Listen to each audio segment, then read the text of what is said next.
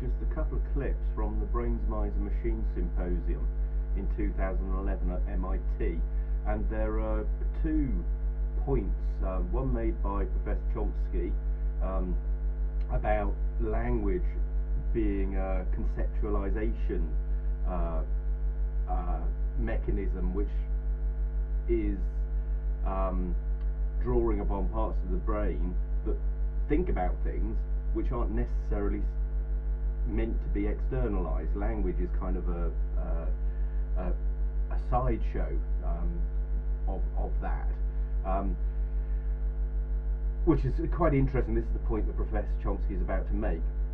And then the other speakers at the end, there's also a talk by Patrick Winston, who's the professor of artificial intelligence at MIT, and he makes a point which seems to me related to this this point that Professor Chomsky is making, and this is the point about storytelling and how we understand things through these internal sort of conceptualizations that we basically have and carry with us, and which are there latently. At one point, Patrick Winston, he says, well, we know a lot more than we know, potentially. So anyway, let's just put, I'm going to play these 2 clips, and I mean, I've been puzzling over these 2 ideas, or this idea, actually for the last several weeks, and I've watched this full thing, I think 3 times now, the whole film, and I encourage anyone to do that. It's a couple of hours well spent. So anyway, here's the first point.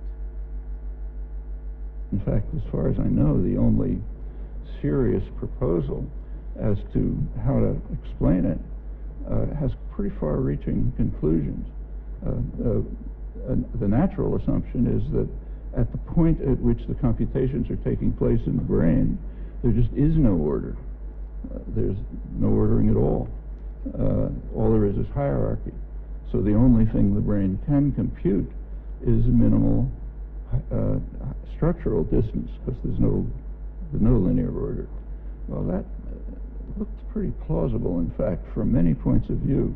One reason is that if you look at the syntax and semantics of language, for a very broad core class of cases, order doesn't matter. What matters is hierarchy. And furthermore, if you look at this, so that suggests that one of those 2 interfaces, the semantic interface with the thought system, just doesn't care about order. On the other hand, the sensory motor system must have some kind of arrangement, depending on what the form of externalization is. If it's speech, it'll be linear order. If it's sign, it'll be various things in parallel. But it has to have some kind of ordering. So it's reasonable to suppose that the ordering is simply a reflex of the externalization, but doesn't enter into the core properties of language, which simply give you the what's used in the thought system. Now that effectively means, if it's correct, and it seems to be, that in the informal sense of the term design, no designer, but in the informal sense of the term design, language is designed for thought, not for externalization. Externalization is an ancillary process, and that would mean, incidentally, that communication, which is just a special case of externalization, is an even more ancillary process, contrary to what's widely believed. That has significant implications for the study of evolution of language. I won't go into them, but you can think them through, and for the nature of design of language. Well, there are other kinds of evidence that that lead to similar conclusions. That's the point there, that language is an ancillary, almost bonus point to thought, and that it's our thoughts are actually something somewhat deeper. Our understandings are somewhat deeper, and that the more you think about it, the more profound that actually becomes. And when you couple it up with Professor Winston's talk, which is the linkage I want to actually. If we do all this, then we'll have a much better understanding of how we work, and I think that will lead to what I would like to call, with perhaps a touch of irony, unthinkable value to the species, perhaps, and crystallize out the principles that made everything possible. So that's what I think ought to be done, and that's what the sort of thing that I do. But as I say that, I think it would be easy to suppose that I think everything happens in symbol land merely because we are a symbolic species. But I don't think everything happens in symbol land because I think we make use of the stuff that was there before. In particular, we have to solve a lot of problems with our perceptual apparatus. So I could say, for example, to you, Sebastian kissed Aaron. And then I could ask, did Sebastian touch Aaron? And you would immediately reply, yes, of course, because you can imagine it. And you don't feel like you're doing syllogistic reasoning. You feel like you're imagining the situation and reading the answer off of your imagined situation with your perceptual apparatus. And I think that's right. I think we know a lot of things latently, and we don't have to be told them. We don't have to be told that if you kiss somebody, you touch them, because we can figure that out on the fly. And then, of course, we can cache it in our symbolic systems if we want, but the point is that we can compute that stuff when we need it, so we know vastly more than we actually know. Here's another example that I'm very fond of. I borrowed it from Shimon Ullman. It's the example of, well, what am I doing? It's not a trick question. I'm drinking. Now what am I doing? I'm toasting. Now what am I doing? I'm admiring this fine Davide Fouilly glass. But then, for the next example, I have to ask you to exercise your own power of imagination, because I don't have a slide that does it. What I want you to imagine is that I'm a cat, and my mouth is pointed to the sky, and up there above my mouth is a leaking faucet. What am I doing? I'm drinking, even though that kind of drinking doesn't look visually anything like the kind of drinking I did with my first example. Yet somehow we label those both as drinking. So my view is that it must be the case that this kind of drinking and that kind of drinking is telling the same story.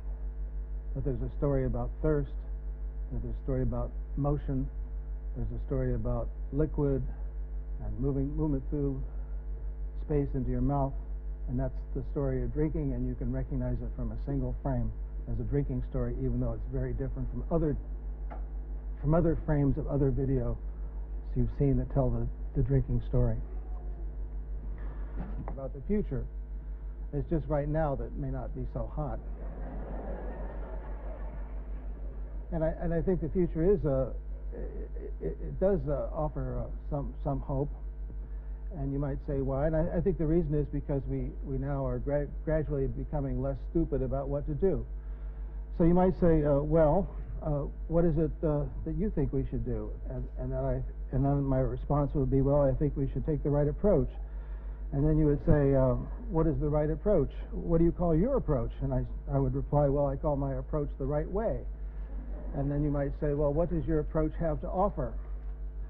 And then I would say that what my approach has to offer is a focus on the fundamental differences between our human species and other primates, and in particular to others of the Homo genus.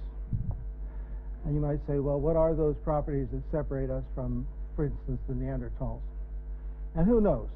but if we want a clue, the best thing to do is to ask people who study the question. So I've been much influenced by, for example, the cultural, or rather the paleoanthropologist Ian Tattersall, who tells us that we, as a species, coexisted quite happily with the Neanderthals for about 100,000 years, and during that time we made approximately the same kind of stone tools, and during that time there was approximately no progress in our making of stone tools. But then about 60,000 years ago or so, something magical happened to the human species. It probably happened in southern Africa, and it probably happened in a neck-down population of maybe many hundred, but certainly not more than a few thousand individuals. And once we got that new property, it spread throughout the human population, and within 10,000 years, we had either wiped out or outcompeted the Neanderthals, wiped out a lot of species along our path throughout the world, and never looked back. And so what is it then that was that magic property? Once again, who knows, but we can speculate. And I've heard gnomes say things like, it was the capacity perhaps to take two concepts and put them together to make a third concept, and to do that without limit and without disturbing the concepts that got merged together. I think that's probably right, and I would hazard to layer a piece on top of that, because I think that capability in turn makes it possible for us to describe events. And once we can describe events, it's natural to develop a capacity to string them together into stories. And once we have stories, then we can take two stories and blend them together to make another story. And once we have that, we have at least a kind of creativity. And once we have that, we have a species that's much different from any other. So I've come to believe that story understanding is one of the great things that's enabled by the inner language that's underneath our communication language. And I think that the past 50,000 years has been a period of time in which we have become increasingly awash in stories. We are soaked in stories from our birth to our death. We start with fairy tales. We continue on through religious parables. We go on to literature and history. We end up perhaps with law school or medical school. And throughout that whole period of education, we are essentially accumulating and learning to manipulate the stories that come to us in our culture and in our environment. So that's what I think ought to be done. And now you might ask a natural question: what kind of property do you need in order to study these are the particular questions that derive from this approach? And the answer is that there's only one property that you really need, and that is, I think, naive optimism in the face of overwhelming contraindication. But that's okay. I don't mind that, because at the very least I think that through the study of stories that we will develop at least sharper questions to ask in the next generation. The preceding bit of this clip about symbol land I changed those around. The point here, the idea of living by stories, and how those are kind of almost in us by osmosis. An interesting point about this is the idea of learning by remembering, and in the sale of the creeds,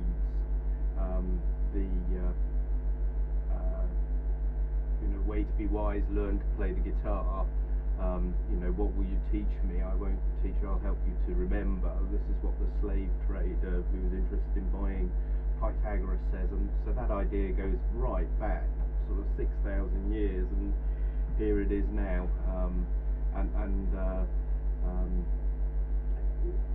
These two talks together, I think, pose some absolutely fundamental and profound questions about human understanding, and how if we pay too much attention to the language rather than the motivation behind the language, which actually comes from another place within us, I mean, it almost reminds me of the idea of the ego and the self, the ego is how we express self, and self is kind of hidden, and so to get to the real meaning, or the real understanding, or the real feeling of what is, and what is our existence, we have to address these questions and be honest with ourselves about where our storytelling and fairy tales actually take us. No one has ever seen inside an atom. However, we think of it as a system of electrons circulating around a heavy nucleus at almost inconceivable speeds. In order to explain the principles with which we are concerned in this story, let's assume that we can stop the action within the atom. Now, interesting there, it says no one has ever seen an atom, and this is how we kind of and further, perceive it. Let's acknowledge or don't that perceive this it, is we a symbol conceive of it. representing the atom and not an attempt to show it as it actually is. It is impossible to show the correct relative proportions of an atom on this screen. For example, if an atom could be as large as the United States, one of its electrons would be only about 100 feet across. Therefore, to tell our story, we must resort to a symbol. Then we can think of the atom as being a group of relatively light, small particles arranged around a heavy nucleus. Hopefully you get the point. I mean,